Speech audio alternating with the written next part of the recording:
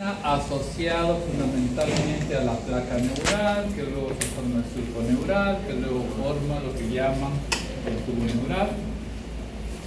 Recordar que tiene origen ectodérmico y, como habíamos comentado, aparece bajo la forma de placa neural.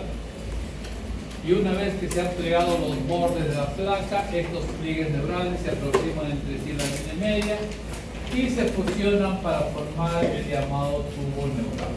La fusión comienza en la región cervical y continúa en la dirección cefálica y caudal. Ahí lo ven. Recordar nuevamente que el disco trilaminar está formado por el ectodermo, el mesodermo y el endodermo, y que específicamente el sistema nervioso depende del ectodermo.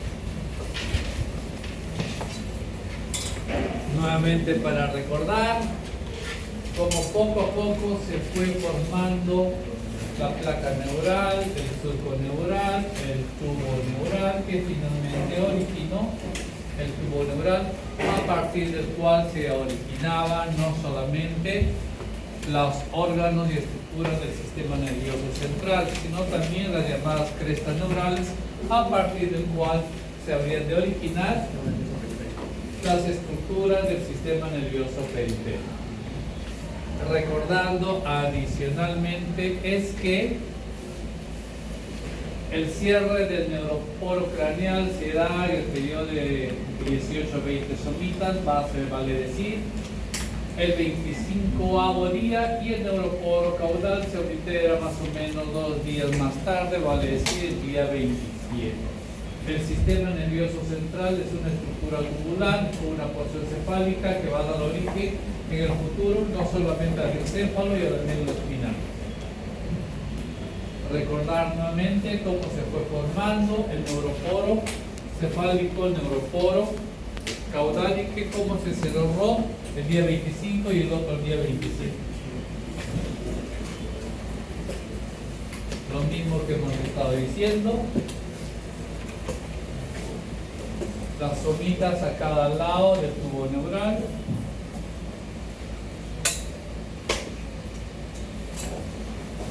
Esto de repente para agregar, adicionar algunas cosas. Al momento de que se forma el llamado tubo neural, al mismo tiempo se va a ir formando las llamadas estructuras de la cresta neural. Las células de la cresta neural tienen el mismo origen que el tubo neural, vale decir el ectodermo. Migran lateralmente para formar los ganglios sensitivos y vale decir los ganglios de la raíz dorsal, y van a formar parte de lo que llamaríamos los nervios raquídeos. Ven acá en esta primera etapa los pliegues neuronales se pliegan, se juntan, y es a partir de esas estructuras del pliegue neuronal van a dar las llamadas fundamentalmente crestas neurales, que van a dar origen a elementos o componentes de los nervios raquídeos. La neurona de estos ganglios forman las neuronas de la raíz dorsal. Resumiendo lo anterior, recordar que del ectodermo se va a formar la placa neural. De la placa neural se habrá de formar el tubo neural, los pliegues neurales y la cresta neural. Del tubo neural ya sabemos que se forman las estructuras del sistema nervioso central, mientras que de la cresta neural gran parte de las estructuras del sistema nervioso periférico, ya sea el autónomo fundamentalmente. Recordar que no solamente de las células de la cresta neural se habrán de formar las neuronas del sistema nervioso periférico, sino también algunas otras estructuras. Las meninges, los odontoblastos que van a dar origen a nuestros dientecitos, las neuronas de los ganglios simpáticos, sistema nervioso autónomo, las células de Schwann, que son neuroglías fundamentalmente a nivel del sistema nervioso periférico, los melanocitos, que son células que van a dar coloración fundamentalmente a la piel, los ojos y a los pelos. Y a partir de estas células de la cresta neural vamos a tener células mesenquimatosos que se van a ir hacia los arcos faringes. Y recordar que los arcos faringeos a su vez se van a ir formando diversas estructuras de la cara y del cuerpo.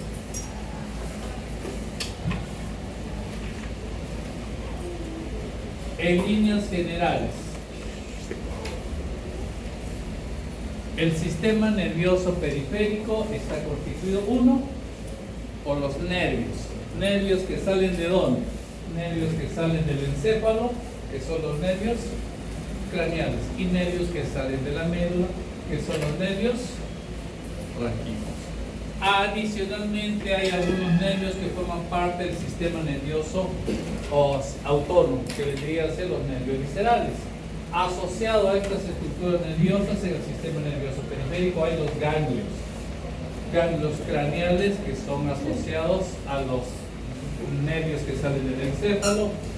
Ganglios raquídeos, que son dilataciones de los nervios, fundamentalmente asociado al sistema nervioso somático, asociado a las raíces nerviosas dorsales, y los ganglios autónomos, que forman parte también del sistema nervioso autónomo.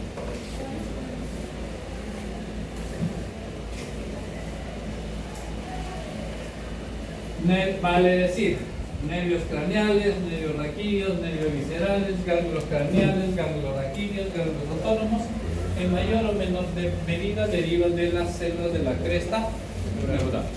Y recordar que la cresta neural se forma a partir del ectodermo. Vale decir, estas estructuras que forman parte del sistema nervioso periférico fundamentalmente se habrán de derivar de las células de la cresta neural.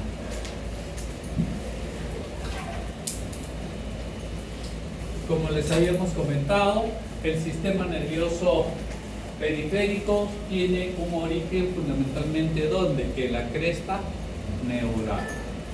Todas las neuronas sensitivas, somáticas y viscerales del sistema nervioso periférico proceden de las células de la cresta neural, localizándose los cuerpos celulares de estas fuera del sistema nervioso central.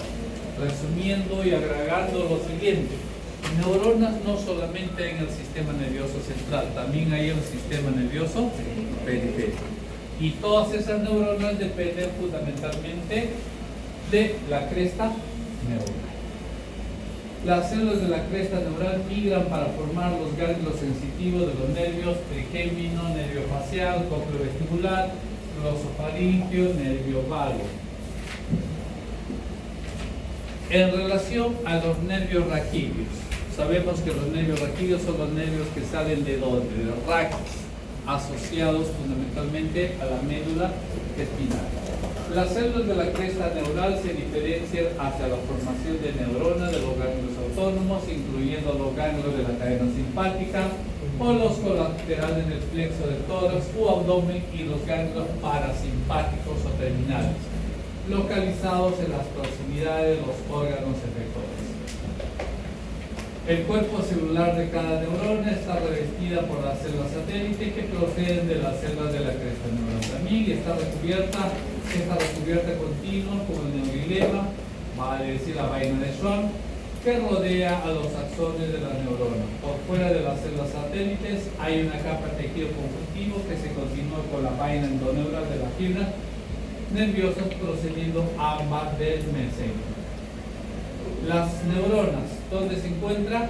En el nervio raquídeo, fundamentalmente asociado a los ganglios nerviosos, pero no se encuentran solitos, se encuentran asociados a una célula llamada células satélites, que son neuroglías que se han derivado también de la cresta neural.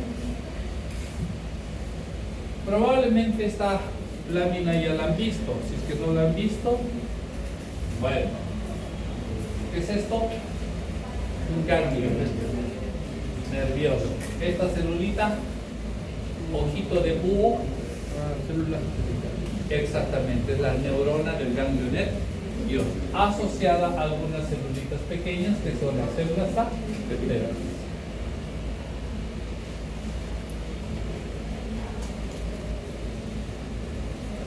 Desarrollo de los ganglios raquídeos. Las neuronas unipolares de los ganglios raquídeos derivan de la célula de la cresta neural, ya hemos dicho eso. Este diagramita solamente para hacer una pequeña observación. Este es el tubo neural. Estos son las crestas neurales que salieron a cada lado a partir de la placa neural. Este tubo neural a nivel de la zona caudal del embrión se habrá de transformarse fundamentalmente en médula espinal. Recordar que la médula espinal tiene sustancia gris en la parte central, forma de una H, y sustancia blanca. Me interesa recordar la sustancia gris.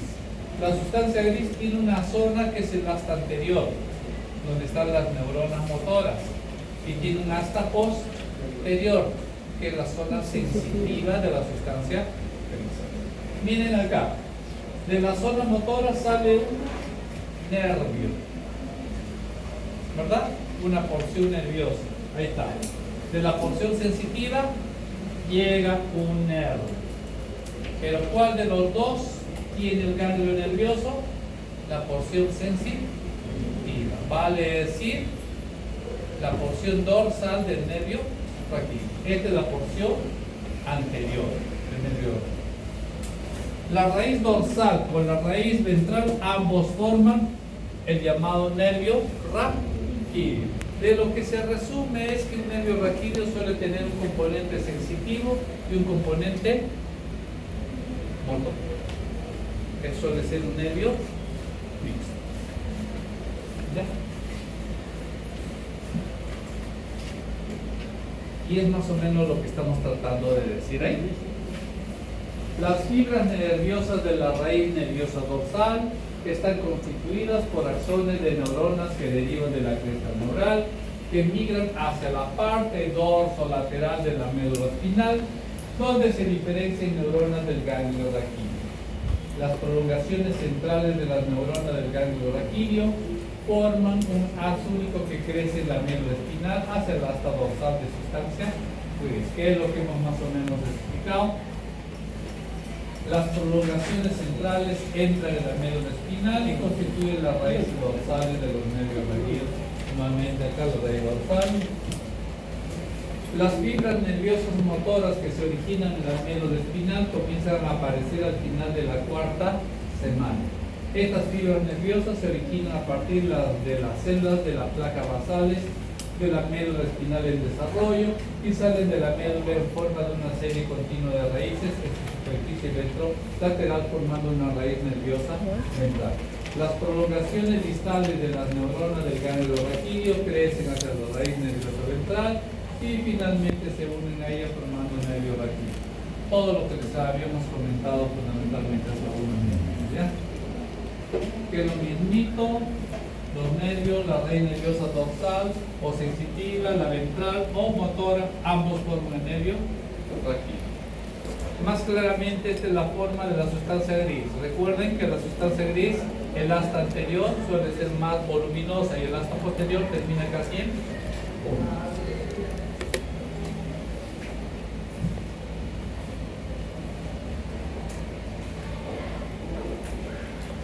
Esta es la siguiente parte de lo que ocurre. Inmediatamente después de su formación, el nervio raquídeo mixto se divide en dos ramas. Una rama primaria dorsal y ventral. La rama primaria dorsal inerva la musculatura axial dorsal, las vértebras, la articulación intervertebral posterior y parte de la piel de la espalda. La rama primaria ventral contribuye a la inervación de los miembros y las partes ventrolaterales de la pared corporal. Los principales plexos nerviosos están formados por las ramas primarias ventrales, a nivel cervical, branquial y lumbosal. A medida que se desarrollan los esbozos de los miembros nerviosos, proceden de los segmentos de la médula espinal, enfrente de los distintos esbozos se alargan y crecen hacia los propios miembros, distribuyéndose entre sus músculos. La piel de los miembros en desarrollo también está inervada de manera segmental. Solamente para hacer un hincapié en relación a lo que estamos diciendo. Esta es la raíz dorsal, donde se encuentra el ganglio nervioso. Esta es la raíz ventral. Ambos forman el nervio raquídeo. Pero ese nervio raquídeo, una vez que sale, no se quedan así pegaditos. Nuevamente se habrán de dividir. Es una rama dorsal y otra rama ventral. O sea, se unieron primero y luego nuevamente se separan. Y obviamente al momento de separar la porción motora se va a dirigir hacia las zonas musculares fundamentalmente para darle motricidad, para darle movimiento, y la porción dorsal puede irse a la misma zona, pero para ver la cuestión de la sensibilidad. Algo más que debo recordar es que conforme se van formando los nervios, estos nervios se van a ir extendiendo, se van a ir agrandando. Y al momento de agrandarse, dependiendo de la zona donde se agrandan, van a inervar poco a poco las diversas estructuras de los miembros superiores o miembros inferiores. Recordar que no cualquier nervio, un nervio de la zona sacra no va a salir para inervar al miembro superior, ni un miembro de la zona fundamentalmente dorsal no va a ir hasta abajo para ir a la zona de los miembros inferiores. Usualmente tienden a estar a la misma altura de las áreas o zonas a las cuales habrán de inervar, con contadas excepciones obviamente.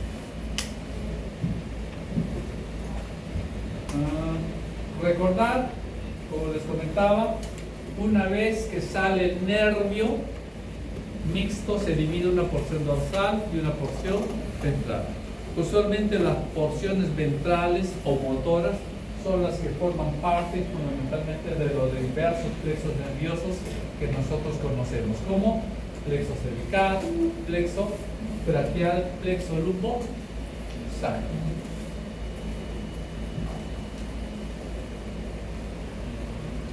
Algo más que debemos decir, ahora ya no tanto en relación a los nervios raquídeos, sino los nervios craneales que forman parte de los llamados pares craneales. Durante la semana quinta y sexta se forman 12 pares craneales que se clasifican según su origen embriológico. Pares craneales epeletosomáticos, estroclear, motor ocular externo, hipogloso, nervio motor ocular común. En el caso del nervio motor ocular común, llamado también tercer par craneal, todos son homólogos a las raíces ventrales de los nervios espinales. Las células de origen de estos nervios se localizan en la columna eferente somática del tronco cerebral. Lo que habíamos comentado anteriormente es una repetición de esta parte. Nervios de los arcos faringios asociados, tenemos los pares craneales quinto, séptimo, noveno y décimo. Inervan los arcos faringios embrionarios, por lo que las estructuras que se desarrollan a partir de estos arcos también están inervados por dichos pares craneales. El nervio trigémino quinto par es el nervio del primer arco faringio, el núcleo mesencefálico del quinto par craneal. El nervio facial o séptimo par es el nervio del segundo arco faringio. El nervio glosofaringio o noveno par es el nervio del tercer arco faringio. Solamente esto para que vean la relación entre un par craneal y un arco faringio. Recordar que gran parte de estas estructuras dependen fundamentalmente de las crestas neurales, y las crestas neurales van a dar origen a los diferentes nervios que vamos a tener. Algunos de ellos que son dependientes fundamentalmente y que se dirigen algunas de sus células a los arcos faringios para dar estructuras asociadas a ellos. El nervio vago o décimo par está formado por la fusión de los nervios de los arcos faringios cuarto y sexto. Tenemos también el nervio accesorio espinal o onceavo par craneal. Esto solamente para seguir la relación, y no solamente la relación, sino los núcleos asociados a cada uno de los nervios asociados a los nervios de los arcos faringios. Tenemos nervios sensitivos especiales, el nervio olfatorio. Las neuronas receptoras olfatorias se diferencian a partir de las células del revestimiento y epitelial del sacro nasal primitivo. El nervio óptico, segundo par, está formado por fibras nerviosas que crecen hacia el encéfalo y que proceden de los neuroblastos de la retina primitiva. La retina se desarrolla a partir de la pared vaginal del prosencéfalo. ¿Recuerdan qué es el prosencéfalo? Es la parte encefálica del tubo neural. Este nervio llamado nervio óptico se origina a partir de esta zona, con una prominencia que poco a poco se va a salir. No es raro tener la idea de que este nervio óptico vendría a ser una prolongación del encéfalo o del cerebro, como algunos podrían decir. El nervio cócleo-vestibular, octavo par, las neuronas bipolares del nervio vestibular tienen sus cuerpos en el ganglio vestibular, las neuronas bipolares del nervio coclear tienen sus cuerpos en el ganglio estibular.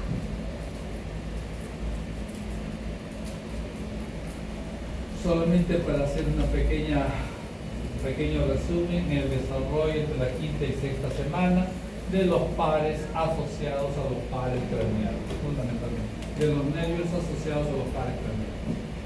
En relación al sistema nervioso autónomo, desde el punto de vista funcional puede dividirse en dos partes, la porción simpática situada en la región toracolumbar y la porción parasimpática que se encuentra en la región encefálica y sacra. Como habíamos comentado ya en una anterior ocasión, la parte parasimpática se origina fundamentalmente de la zona cefálica y sacra, vale decir de la zona cefálica y caudal, mientras que la porción simpática de la región toracolumbar va a decir la porción más medial del tubo neural. En relación al sistema nervioso autónomo, el sistema nervioso autónomo sabemos que está formado por el sistema nervioso simpático y por el sistema nervioso parasimpático. En relación al sistema nervioso simpático, durante la quinta semana las células de la cresta neural de la región torácica migran a lo largo de cada una de las partes laterales de la médula espinal, formando masas bilaterales o ganglios. Todos estos ganglios simpáticos están conectados por una cadena bilateral a ambos lados de los cuerpos vertebrales. Tras la formación de las cadenas simpáticas, los axones de las neuronas simpáticas que se localizan en el asta lateral de los segmentos toracolumbares de la médula espinal pasan a través de la raíz ventral de un nervio raquídeo hasta el ganglio paravertebral para hacer sinapsis con otras neuronas o atravesar, sin establecer sinapsis, atravesando, ascendiendo, descendiendo para hacer sinapsis a otros niveles. Sistema nervioso simpático, habíamos dicho, toracolumbar se origina fundamentalmente y forma ganglios de manera paralela a lo que vendría a ser el tubo neural, a partir de lo cual se habrá de formar ese concadenado de plexos asociados al sistema nervioso simpático. Para verlo mejor, acá lo tienen, tubo neural en este caso, que ya vendría a ser la médula, prolongaciones que se van a cada lado de manera paralela, tienen acá los ganglios nerviosos simpáticos y de ahí salen terminaciones nerviosas a los diferentes órganos del cerebro. En relación al sistema nervioso simpático, la fibra presimpática se origina a partir de la neurona de los núcleos del tronco encefálico y de la región sacra de la médula espinal.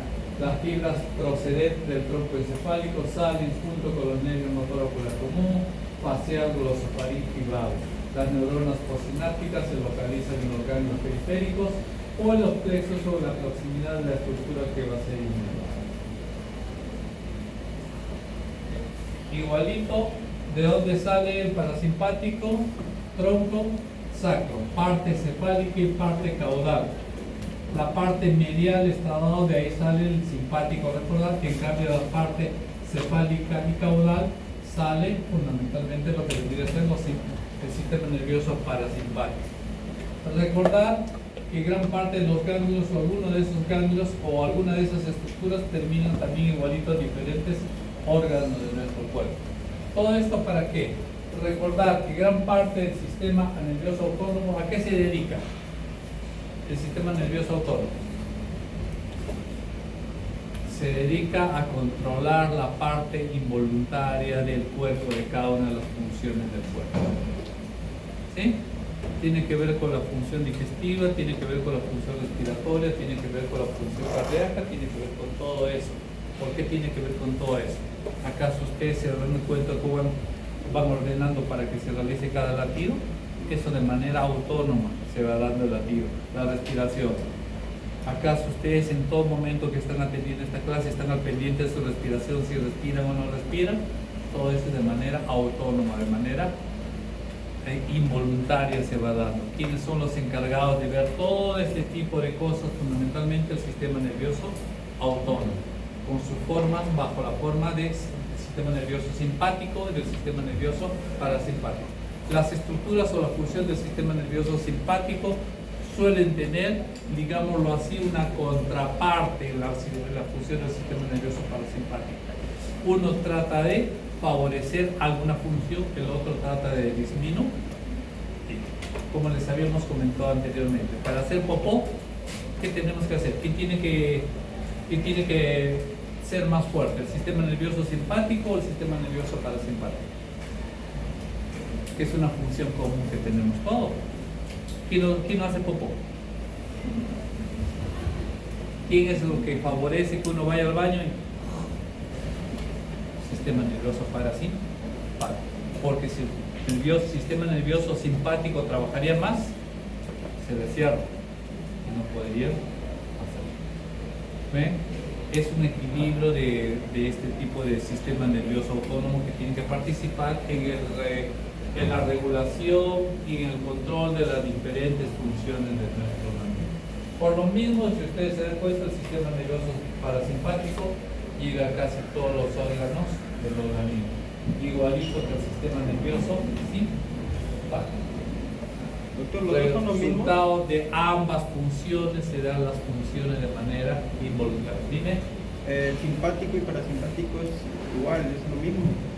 ¿Cómo? Es lo mismo. No. ¿Qué diferencia tiene? ¿Cómo va a ser lo mismo? Tú ves a un simpático y ves a un feo, ¿qué vas a decir? ¿Lo mismo? No, una cosa es simpático y la otra es parasimpático. Tienen funciones contrarreguladoras, por así decirlo, entre comillas. Uno hace una determinada función en los mismos órganos y el otro hace otra función en los mismos órganos. Resultado de eso, de esa contrarregulación, es que se dan las funciones de manera involuntaria. Exacto, son un equipo. Así como mi delegada y yo, ¿ves? Esto solamente para recordar: sistema nervioso periférico, los nervios espinales, los nervios craneales. Ya, tienen 2 minutos para que